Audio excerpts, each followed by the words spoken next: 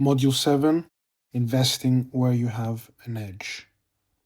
So in this module, we'll talk about the famous circle of competence, how to expand it, the fact that you can't know it all,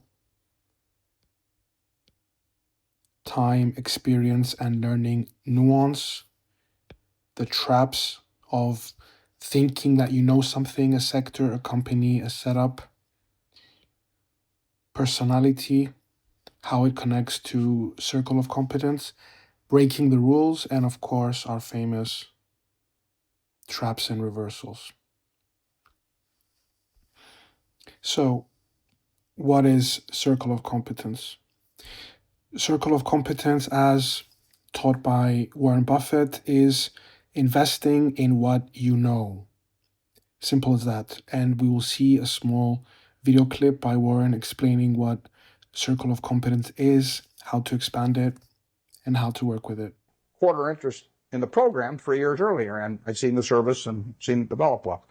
And I got the numbers, but if you don't know enough to know about the business instantly, you won't know enough in a month or 2 months. I mean, you have to have sort of the background of understanding and knowing what you do understand and don't understand.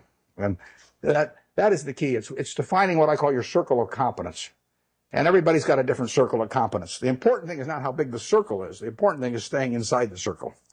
And if that circle has only got 30 companies in it out of thousands on the big board, as long as you know which 30 they are, you're okay. And you should know those businesses well enough so that you don't need to do lots of work. Now, I did a lot of work in the earlier years just in getting familiar with businesses. And the way I would do that is I would go out and use what Phil Fisher called the scuttlebutt approach. I'd go out, I'd talk to customers, I'd talk to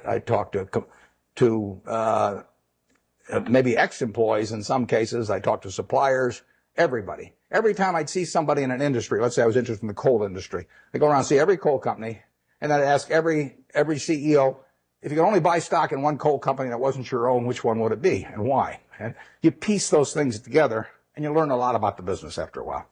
And the funny thing is you get very similar answers as long as you ask about competitors. I'd say if you got a silver bullet, and you put it through the head of one competitor, which competitor and why?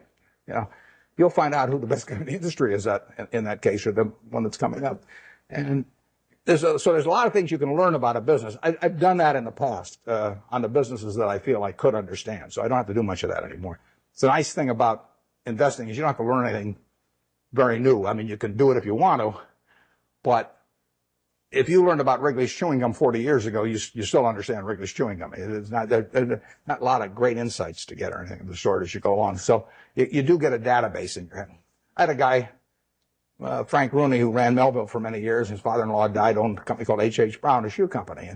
And he put it up with Goldman Sachs, but he was playing golf with a friend of mine here in Florida and mentioned to this friend. The guy said, why don't you call Warren? He called me at the end of the golf match, and in 5 minutes I basically had a deal.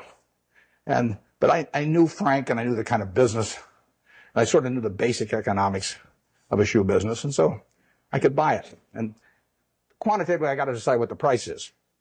But that's either yes or no. I mean, I don't fool around a lot with negotiations. So if they name a price that makes sense to me, I buy it. And if they don't, I was happy the day before, so I'll be happy the day after without owning it. So, why does circle of competence matter so much? Well, quite simply, when you stay in the circle of competence, you make better decisions, which results in fewer mistakes. So this visual is the circle of competence. Quite simply, if we stay in it,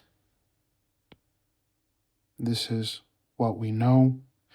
If we stay in it, our decisions are of a higher quality, and we hope that the outcome and the result is better because of it. Outside the circle of competence is what we don't know or what we think we know. This is of major importance because many times we think we know something, but in essence we don't, and that costs us a lot of money, huge losses, opportunity costs, psychological pain, and so forth. expanding the circle.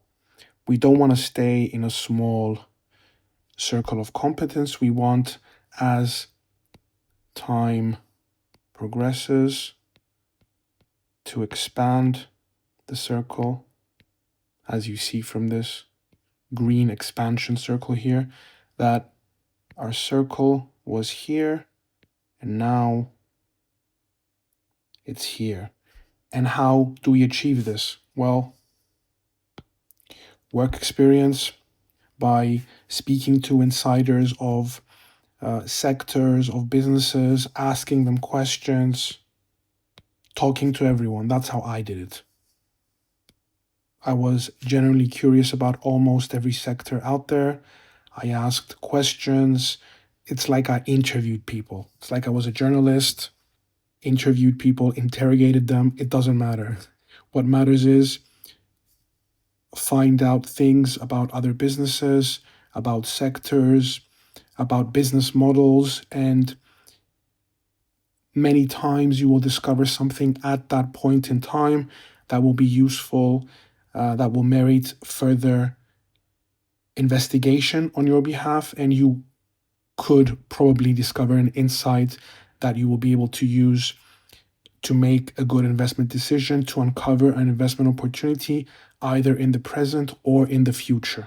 So it's all about expanding that circle, using everything around you, your own work, your partner's work, your friends, meeting people, researching companies, reading the news, etc. And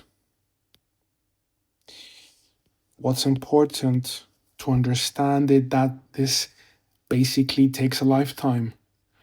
It takes years and decades to slowly expand this circle. When you begin, it's going to be like this. It will be very limited to your own experiences, your own work, maybe your family business, maybe where you interned, where you worked. And then as you become more curious and you work and you spend time, it's going to grow. And in this business, the bigger it is, the better. But of course, the devil is in the details here. So, we said the bigger the circle, the better. However, you can't know it all. There are sectors that are unrelated to each other. There are business models that you could probably never care about. There are disruptive products and technologies all the time. Just a few examples.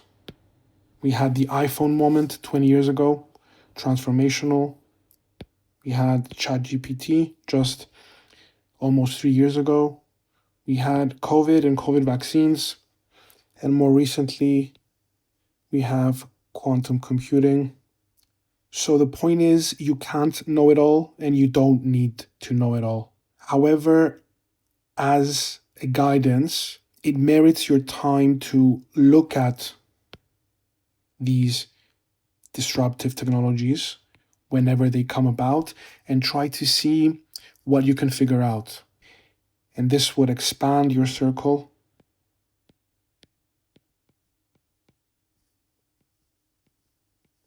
This would expand your circle of competence and give you more opportunities.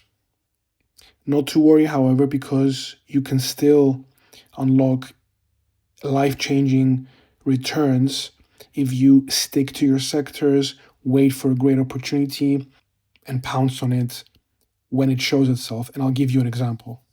Nvidia may have gone up 10, 20 times, but banks in Europe have also 10x'd in the past 5 years. So you can't know it all. You shouldn't. However, if you have the capacity to learn more, absorb more, it's always better.